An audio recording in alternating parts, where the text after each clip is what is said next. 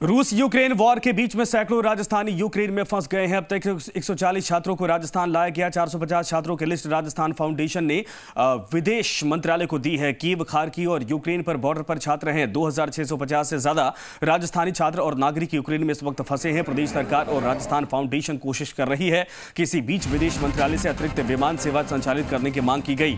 Ukraine से सटे border पर खड़े छात्रों को भारत लाने का प्रयास किया जा रहा। राजस्थान फाउंडेशन आयुक्त धीरज श्रीवास्तव का बयान भी आया है। उन्होंने कहा कि राजस्थान सरकार यूक्रेन में मौजूद छात्रों के संपर्क में है। भारत सरकार विशेष विमानों से तुरंत छात्रों को लाए। उनके रहने, सुरक्षा और वापसी का खर्च उठाने को हम तैयार हैं।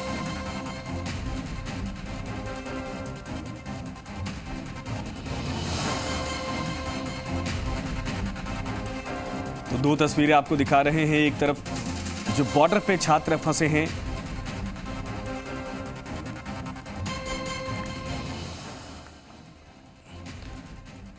तो रोमानिया से इस वक्त हमारे साथ कुछ लोग जो फंसे हैं इस पूरे युद्ध वाले इलाके में जुड़े हैं। आप सभी से लगातार बारी बारी से संपर्क करेंगे। मैं चाहूंगा कि आप अपना नाम बताएं और उसके बाद कहां इस वक्त है। कोई संपर्क आप लोगों का हो पाया है भारतीय अधिकारियों से अभी तक? कोई सर, मेरा नाम सेजल है और हम लोग यहाँ पे उस्पुरोट में फंसे हुए हैं। हम लोग यहाँ से हंगरी के लिए निकलना चाहते हैं, पर हमारे को अभी तक किसी से भी कोई कांटेक्ट नहीं हो पाया। हमारा कोई भी एम्बेसी कॉल नहीं उठा रही है। हम लोग ने कल रात से भी नहीं, हम उससे 2 दिन पहले से सबको कांटेक्ट कर रहे हैं, पर यहाँ पे कोई भी हमारा कॉल पिक नहीं कर रहा है एम्बेसी से। जब आप लोग यहाँ पर आए थे तो किसी के कहने पर आए थे या कैसे आए थे? सर, हम लोगों के जो पार्ट है हमारा, हम लोग ईस्टर्न साइड में है, ज़ैपोरिजिया करके जो है जगह, हम लोग वहां पे है। वहां पे अभी सिचुएशन बहुत ज्यादा खराब है। वहां पे ब्लास्ट हो रहे थे, सब हो रहा था। उसके चक्कर में हम लोग वेस्ट की तरफ आए कि हम लोग यहाँ पे सेफ होंगे, क्योंकि रेस्क्यू ट्रेन्स चल रही है eastern to western part of Ukraine. तो हम वहां से निकल के यहाँ पे आए, लेकिन यहाँ पे भी कुछ हम लोगों को कुछ होप दिखी नहीं अभी तक, क्योंकि कोई भी हम लोगों का कॉल नहीं पिक कर रहा है। सेजल, आप लोग बहुत सारे लोग, मैं चाहूंगा कैमरा घुमा के एक एक लोगों से आप खुद बातचीत कर लीजिए। समझिए कि आप वहां पर बड़ी जिम्मेदारी निभा रही हैं। सबके चेहरे को दिखाइए कितने लोग यहाँ पर हैं, ताकि ये मैसेज सरकार तक पहुंचाया जा सके।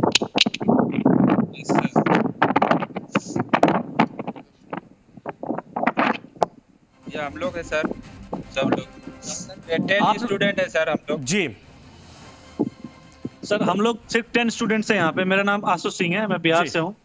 तो अभी एक्चुअली हमारी यूनिवर्सिटी से 1400 स्टूडेंट्स हैं जिनके लिए ट्रेन बुक की गई है, स्पेशल ट्रेन, जो कि जयपुरिया से डायरेक्टली यहाँ पे आ रही है। ठीक है, बट प्रॉब्लम ये है कि यहाँ आने के बाद स्टे का, फूड का, वो तो चलिए हमारा कॉन्ट्रैक्टर करेगा, क्योंकि एक्चुअली उनको भी आइडिया नहीं है कि आगे करना क्या है। हम लोग पहले हैं उस यूनिवर्सिटी से जो यहाँ पे आए हुए हैं। ठीक है, हम लोग सोच रहे हैं कि अब यहाँ से जो नियरेस्ट जाहोनी बॉर्डर है हंगरी का, वहां पे जाने के लिए, अब उसके लिए हम लोग बिना बताए एम्बेसी को जा नहीं सकते कि वहां पे हमारा ट्रीटमेंट कैसा होगा। हम लोग एटलीस्ट यहाँ पे उझोड़ में हैं फिलहाल। तो अभी हम लोग कोशिश कर रहे हैं कि एम्बेसी से एक बार बात करें कि हम लोग वहां पे जा सकते हैं कि नहीं जा सकते हैं। यहाँ पे एक नियरेस्ट रेलवे स्टेशन है यूक्रेन का, जो कि नियरेस्ट बॉर्डर के पास है। उसका नाम है चॉप रेलवे स्टेशन। वहां पे एक्चुअली इमिग्रेशन और सब कुछ हो रहा है, लेकिन वहां पे इतनी भीड़ है, around like almost every country, like Moroccans, Nigerians, Tunisian, Indian, everyone is like there. तो हम लोग कोशिश कर रहे हैं वहां पे जाना, लेकिन वहां इतना इजी नहीं है जाना। और क्योंकि यहाँ पे गर्ल्स भी हैं, 2-3 गर्ल्स हैं हमारे साथ। जो लड़कियां हैं उनसे बातचीत करिए। जी सर, ये श्वेता है। मैं श्वेता हूँ सर, और मैं उड़ीसा से बिलोंग करती हूँ। जी, तो अभी जब आप लोगों का कोई संपर्क नहीं हो पाए तो कैसे आगे करेंगे? जो कॉन्ट्रैक्टर आप लोग जिक्र कर रहे हैं, क्या उससे कोई बातचीत हो पाई? कोई रास्ता दिखा रहा वो? सर, अभी तक हमारा किसी से कोई भी कांटेक्ट नहीं हो पाया है। जब हम लोग को पता चला कि ज़ैपोरिजिया में इन्वेजन हो चुकी है, तब हम लोगों ने सबने रिस्क लेके, और हमें पता भी नहीं था कि ट्रेन में हमारे साथ क्या होगा, हम यहाँ पे जिंदा भी पहुंचेंगे कि नहीं। हमारे पास कुछ भी नहीं था, लेकिन हम लोगों ने हिम्मत करके और हम लोगों ने रिस्क लेके हम लोग यहाँ पे आ गए। हम लोग जब यहाँ पे आ गए, हम लोग को यहाँ पे इतना आइडिया नहीं था हम लोगों ने देखा कौन सा बॉर्डर नियरेस्ट है। यहाँ से हम लोग को 2-3 बॉर्डर नियरेस्ट लगी, इसीलिए हम लोग ये सिटी में आ गए। ये सिटी में पहले से कुछ सीनियर्स थे जो यहाँ पे पढ़ते थे, तो हम लोगों ने उनसे कांटेक्ट किया, तो वो लोग हमें रहने के लिए एटलीस्ट एक जगह दिए हैं और अभी हम लोग कहीं पे रुकने के लिए हमारे पास प्लेस है। वरना हम लोग लिविव से और जब से हम लोग ज़पोरिज़िया से हैं तब से हम लोग एम्बेसी में कॉल कर रहे हैं और हम लोग सबने एम्बेसी में कॉल किया है सर, और बहुत सारे बच्चे कर रहे हैं हम लोग की, अभी तक किसी की भी बात नहीं हो पाई है। सेजल, दूसरी जो लड़कियां हैं जरा उनसे भी बात कीजिए, उनकी तरफ भी कैमरा घुमाइए। आप लोगों को पूरा हिंदुस्तान इस वक्त देख रहा है, आप लोगों की हिम्मत की वाकई में तारीफ करनी होगी जिस सिचुएशन में आप लोग फंसे हैं, और उम्मीद करते हैं जैसे आप हमारे माध्यम से सरकार भी आपको देख रही है, आप तक संपर्क करने की कोशिश की जाएगी। लेकिन जितने लड़कियां हैं वहां पर सबसे बात करिए, लड़कों से भी बातचीत करिए और बताइए कितने लोग इस वक्त वहां पर फंसे हैं और वो जगह कौन सी है। सर हम लोग उस्को रोड में है अभी, हम लोग 12 लोग हैं फिलहाल हमारी यूनिवर्सिटी से जो कि आए हैं यहाँ पे, जो हम लोग बॉर्डर क्रॉस करना चाह रहे हैं। लेकिन हम लोगों के साथ जो हमारी यूनिवर्सिटी के और स्टूडेंट्स हैं वो कल यहाँ पे अराइव होंगे, वो कम से कम नहीं भी तो 50 से ज्यादा और लोग हैं, और हमारी यूनिवर्सिटी में 1400 स्टूडेंट्स हैं सर जो कि यहाँ पे आना चाहते हैं और जिनको कुछ रास्ता नहीं मिल रहा है यहाँ पे आने का, क्योंकि यहाँ पे सिर्फ भारत सरकार की तरफ से नंबर जारी किया गया, क्या वो है, उस पे कांटेक्ट आप लोग कर सके ताकि जो हमारा डेलीगेशन है हमने हेल्पलाइन नंबर्स पे कॉल किया है, हमने यहाँ की जितने भी एम्बेसी के द्वारा हम लोग को जितने भी नंबर्स दिए गए थे हमने सब नंबर्स पे कांटेक्ट कर लिया है। हाँ। पर कोई हमारे को रिस्पॉन्ड नहीं कर रहा है। ना हमारे को कोई सेजल, मैं एक नंबर आपको दे रहा हूँ, आप लोग फटाक से किसी के मोबाइल में नोट करिए, अगर इस पे संपर्क हो जाए आप लोग बात भी करते रहिए अपनी बातें, और एक लिखिए किस कोई 8929208080। दोबारा सुन लीजिए 8929208080।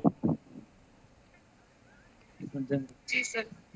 या हेलो सर, एक और बात है, यहाँ से नियरेस्ट बॉर्डर जो है वो स्लोवाकिया है, हम लोग वहाँ जा सकते हैं, वहाँ पे एंट्री ज्यादा स्मूथ है एज कम्पेयर टू हंगरी।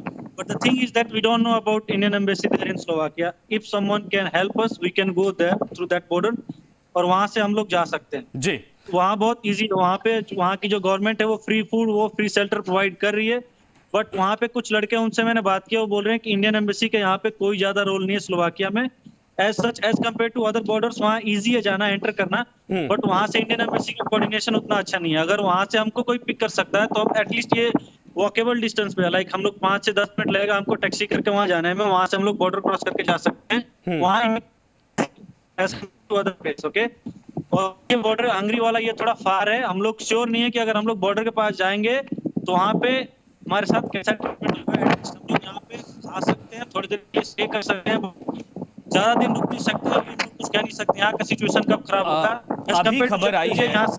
अभी खबर आई है सेजल और जितने साथी आप लोग वहां पर हैं कि भारत सरकार के 4 मंत्री जाएंगे, जिनमें से एक हंगरी भी जा रहे हैं।